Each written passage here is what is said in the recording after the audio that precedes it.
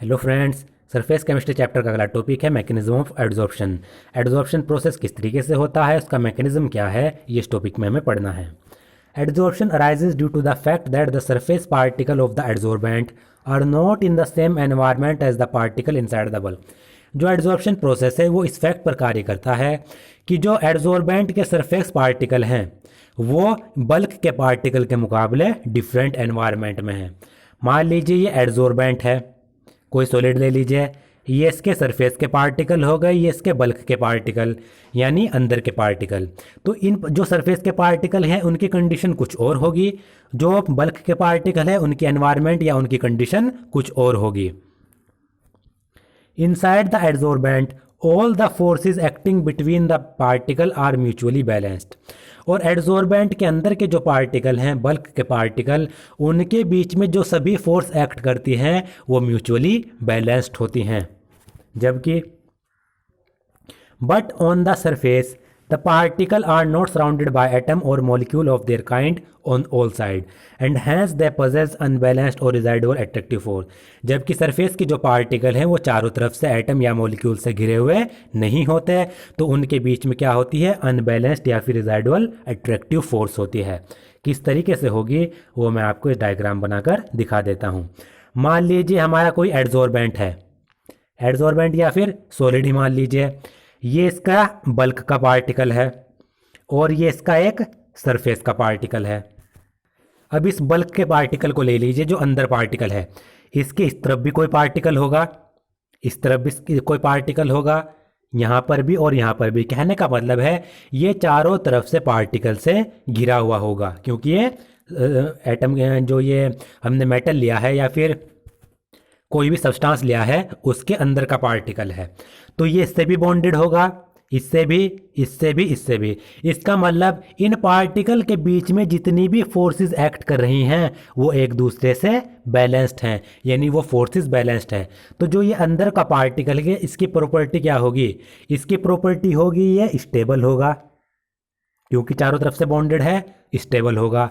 Stable होता है तो एनर्जी इसकी लेस होगी, क्योंकि आपको पता है जितना ज़्यादा स्टेबल कोई भी पार्टिकल होता है उसकी एनर्जी उतनी ही कम होती है।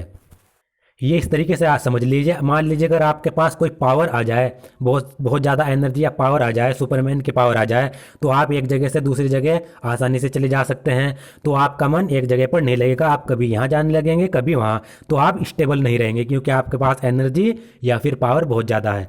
अगर आप नॉर्मल पर्सन हैं तो आपके पास उतनी एनर्जी नहीं है, तो इसका मतलब आपकी एनर्जी कम है, आप एक जगह पर स्टेबल रहेंगे। इसी तरीके से पार्टिकल के केस में होता है, ये पार्टिकल इसकी फोर्सेस बैलेंस्ड है चारों तरफ से, तो ये स्टेबल है, स्टेबल है तो इसकी एनर्जी लेस है, और ये फोर्सेस इसकी सभी बैलेंस्ड फोर्सेस है। अब बात करते हैं सरफेस पार्टिकल की। इस सरफेस पार्टिकल के इधर भी एक पार्टिकल होगा, इधर भी पार्टिकल होगा, इधर पार्टिकल होगा, लेकिन इस साइड पे इसका कोई भी पार्टिकल नहीं होगा। इसका मतलब क्या है, इन साइड से तो इसकी फोर्सेस है बैलेंस्ड है, लेकिन इस साइड से इसकी फोर्स बैलेंस्ड नहीं है। तो क्या पता लगा हमें कि जो सरफेस के पार्टिकल है उनकी चारों तरफ से जो फोर्सेस होती हैं वो बैलेंस्ड नहीं होती। तो इनकी ये क्या करते हैं, सरफेस पार्टिकल के पास जो फोर्सेस होंगी वो अनबैलेंस्ड होंगी, और ये चारों तरफ से बॉन्डेड नहीं है, इसका मतलब ये अनस्टेबल है, बैलेंस्ड फोर्स इसके पास नहीं है। अगर ये अनस्टेबल है तो इसके पास एनर्जी हाई होगी, तो इसकी एनर्जी हाई होती है। तो आप देख सकते हैं इन दोनों का एनवायरनमेंट डिफरेंट डिफरेंट है। अब अगर क्या हो, इसके पास जो ये अनबैलेंस्ड फोर्सेस हैं, यानी इस साइड से अनबैलेंस्ड फोर्सेस हैं, इन्हें कहते हैं रिजाइडुअल एट्रैक्टिव फोर्स। यानी ऐसी फोर्स अगर बाहर से कोई भी पार्टिकल आए तो वो ये जो रिजाइडुअल अनबैलेंस्ड अट्रैक्टिव फोर्स होती हैं वो उस पार्टिकल को अट्रैक्ट कर लेती हैं। अब ये हमारा एडजॉर्बेंट है जो पार्टिकल को एडजॉर्ब करता है।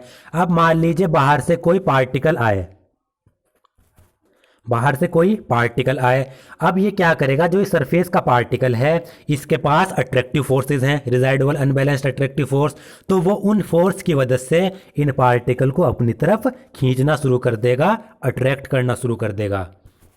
अट्रैक्ट क्यों करेगा? क्योंकि किसी भी पार्टिकल की टेंडेंसी होती है कि वो एनर्जी अपनी मिनिमम करना चाहता है और स्टेबिलिटी ऑब्टेन करना चाहता है।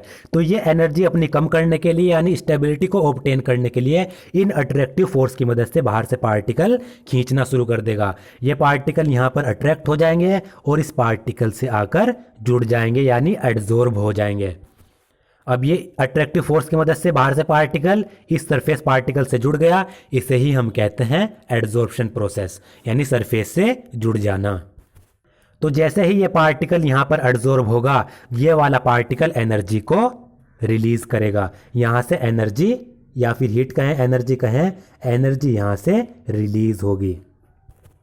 जैसे ये एड्जॉर्प्शन हुआ, एनर्जी यहाँ से रिलीज हो गई। जब एनर्जी रिलीज हो गई, इस पार्टिकल की एनर्जी कम हो जाएगी और ये स्टेबिलिटी को ऑब्टेन कर लेगा। तो इस तरीके से एड्जॉर्प्शन का प्रोसेस होता है। सरफेस पार्टिकल के पास अट्रैक्टिव फोर्स होती है, रिजाइडुअल अट्रैक्टिव फोर्स, जिससे वो पार्टिकल को अट्रैक्ट करते हैं, अपने पास जोड़ लेते हैं, एक्यूमुलेट कर लेते हैं और एनर्जी को रिलीज कर देते हैं। तो ये पूरा का पूरा मैकेनिज्म था। These forces of the adsorbent are responsible for attracting the adsorbent particle on its surface। तो जो ये residual attractive force होती हैं, unbalanced forces, यही forces जो adsorbent particle होते हैं उनको adsorbent के द्वारा attract कराती हैं, यानी adsorbent इन्हीं forces की मदद से particle को attract करेगा surface पर। The extent of adsorption increases with the increases of surface area per unit mass of the adsorbent at a given temperature and pressure। तो जो एड्जॉर्प्शन प्रोसेस है वो सरफेस एरिया के साथ बढ़ता है। अगर किसी पार्टिकल का सरफेस एरिया इंक्रीज होता चला जाएगा, सरफेस एरिया जैसे जैसे इंक्रीज होता चला जाएगा तो एड्जॉर्प्शन प्रोसेस भी इंक्रीज होता चला जाएगा। तो जो एड्जॉर्प्शन प्रोसेस है वो हमें क्या पता चला? डायरेक्टली प्रोपोर्शनल होता है सरफेस एरिया के। मान लीजिए हमारे पास कोई सॉलिड है, गिवन टेम्परेचर और प्रेशर पर, हमने से क्या इसका सरफेस एरिया कम है, हमने इसको पाउडर फॉर्म में कर दिया, क्रिस्टल के फॉर्म में कर दिया, छोटे छोटे फॉर्म में कर दिया। तो जो क्रिस्टल पाउडर फॉर्म होती हैं इनको दूर तक फैलाया जा सकता है, यानी इनका सरफेस एरिया ज़्यादा होता है। तो जैसे ही इनको क्रिस्टल कर दिया गया, पाउडर फॉर्म में बना दिया गया, कहने का मतलब है इस मेटल को फाइनली डिवाइड कर दिया गया, तो इसका सरफेस एरिया बढ़ गया और इससे एड्जॉर्प्शन प्रोसेस भी इंक्रीज होगा। Another important factor featuring adsorption is the heat of adsorption। दूसरा इंपॉर्टेंट फैक्टर जो एड्जॉर्प्शन प्रोसेस में काम करता है वो है heat of adsorption. Heat of adsorption क्या होती है? जब भी कोई एड्जॉर्बेंट पार्टिकल एड्जॉर्ब होता है किसी एड्जॉर्बेंट पे जब भी कोई एड्जॉर्ब पार्टिकल आकर जुड़ेगा तो उस प्रोसेस में जो हीट रिलीज होगी वो कहलाती है हीट ऑफ एड्जॉर्प्शन। ये पार्टिकल है, यहाँ से कोई पार्टिकल आया, इससे आकर वो जुड़ गया, जैसे ही ये जुड़ा यहाँ से कुछ हीट रिलीज होगी, वो कहलाती है heat of adsorption. During adsorption there is always a decrease in residual forces of the surface, that is there is decrease in surface energy which appears as heat। तो एड्जॉर्प्शन के दौरान क्या होता है? सरफेस की जो रिजाइडुअल फोर्सेस होती हैं, अट्रैक्टिव फोर्स होती हैं, वो हमेशा डिक्रीज होती हैं। तो इसका मतलब क्या है? सरफेस एनर्जी हीट के रूप में बाहर निकल जाती है, क्योंकि मैंने आपको बताया सरफेस के जो पार्टिकल होते हैं उनमें एनर्जी ज़्यादा होती है, अट्रैक्टिव फोर्स होती हैं, तो पार्टिकल उससे आकर जुड़ेगा, वो स्टेबल हो जाएगा, एनर्जी उसकी लेस हो जाएगी और हीट के रूप में एनर्जी बाहर निकल जाएगी। Adsorption therefore is invariably an exothermic process. तो जो एड्जॉर्प्शन है वो क्या है? एक्सोथर्मिक प्रोसेस है, क्योंकि आपने देखा एड्जॉर्प्शन में हीट निकल रही है, पार्टिकल आकर जुड़ा एड्जॉर्बेंट से, हीट निकली, इसका मतलब क्या है? एक्सोथर्मिक प्रोसेस है। ये आपको याद रखना है, इंपॉर्टेंट पॉइंट है नीट के लिए। Adsorption is a exothermic process. In other word delta H of adsorption is always negative, या दूसरे शब्दों में कहें कि एड्जॉर्प्शन की जो एंथैल्पी होती है, डेल्टा एच होता है, वो नेगेटिव होता है। क्योंकि आपको एंथैल्पी पता है, एंथैल्पी क्या होती है? प्रोडक्ट की एंथैल्पी माइनस रिएक्टेंट की एंथैल्पी। यानी पहले क्या था? पहले एनर्जी ज़्यादा थी, फिर एड्जॉर्प्शन हुआ, एनर्जी कम हो गई, यानी जो बाद में प्रोडक्ट बना उसकी एनर्जी कम है, रिएक्टेंट जो शुरुआत में था उसकी एनर्जी ज़्यादा है। तो इसका मतलब क्या है? नेगेटिव की वैल्यू ज़्यादा है और ये इधर नेगेटिव साइन लगा है, मतलब इसकी वैल्यू ज़्यादा है, इसकी कम है। तो माइनस की ज़्यादा में से प्लस के अगर हम कम घटाएंगे तो हमारे पास नेगेटिव वैल्यू बचेगी। इसका मतलब एंथैल्पी एड्जॉर्प्शन की नेगेटिव होती है। ये भी हमें याद रखना, ये भी इंपॉर्टेंट पॉइंट है। When a gas is adsorbed, the freedom of movement of its molecule become restricted. जब भी कोई गैस एडजॉर्ब्ड होती है किसी एडजॉर्बेंट पे, तो इस गैस के जो मॉलिक्यूल होते हैं उनकी जो फ्रीडम होती है वो क्या हो जाती है, रिस्ट्रिक्ट हो जाती है। उनके मूवमेंट करने की जो फ्रीडम होती है वो कम हो जाती है। This amount to decrease in the entropy of the gas after adsorption that is delta S is negative. तो इससे क्या होता है, तो एड्जॉर्प्शन के बाद जो गैस की एंट्रोपी होती है वो डिक्रीज हो जाती है। इसका मतलब डेल्टा एस क्या होता है, नेगेटिव होता है। एंट्रोपी गैस की नेगेटिव हो जाती है। अब यहाँ पर टर्म आया एंट्रोपी। एंट्रोपी कहते हैं डिग्री ऑफ रेंडमनेस, यानी या फिर डिग्री ऑफ रेंडमनेस या डिसऑर्डर। अब मान लीजिए कोई गैस है, ये गैस के पार्टिकल हैं ऐसे ही हैं, तो ये जो गैस, जब गैस के पार्टिकल अपनी फ्री स्टेट में होंगे तो ये कभी इधर चले जाएंगे, कभी इधर चले जाएंगे, कभी इधर चले जाएंगे, यानी ये रैंडमली इधर से उधर मूव करते रहेंगे। इसका मतलब इनकी एंट्रोपी अभी ज़्यादा है, डिग्री ऑफ रैंडमनेस या फिर डिसऑर्डर ज़्यादा है। डिसऑर्डर मतलब ये एक ऐसे नहीं कि एक ऑर्डर में मूवमेंट करेंगे, कोई पार्टिकल इधर जाएगा, कोई इधर जाएगा। इनकी एंट्रोपी इस समय ज़्यादा है। अब हमने क्या किया, कोई सॉलिड लिया और यहाँ पर गैस ली। अब ये गैस के पार्टिकल इस सॉलिड पर आकर एडजॉर्ब होने लगे। जब ये गैस के पार्टिकल सॉलिड पर आकर एडजॉर्ब हो जाएंगे तो इनकी मूवमेंट करने की जो स्वतंत्रता है, मूवमेंट करने की जो फ्रीडम है वो तो कम हो जाएगी, क्योंकि अब ये आकर यहाँ से जुड़ गए। अब ये इधर उधर मूव नहीं कर सकते, ना यहाँ जा सकते ना यहाँ जा सकते।